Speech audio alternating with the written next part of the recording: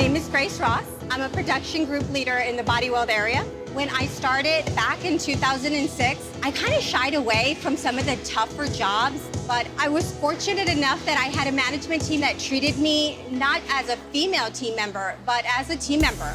After I gave myself the chance to try, I was actually one of the better team members in my area, and I was proud to say that.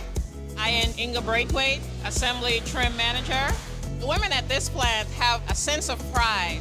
We're excited, we're not intimidated by the truck, we're not intimidated by the environment because we know we're contributing to the environment. We're contributing to the product and the problem solving.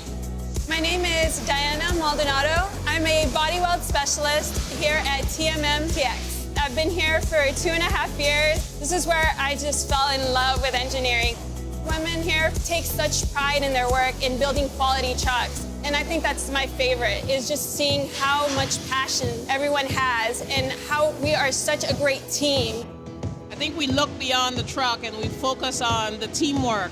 And we work together. Every vehicle that comes down the line, we treat it with a special care and concern because we have our customers, their family and their friends and their loved ones in mind. And I wish people knew the level of detail we put into every vehicle. Here at Toyota, we build a product, but we care about the people.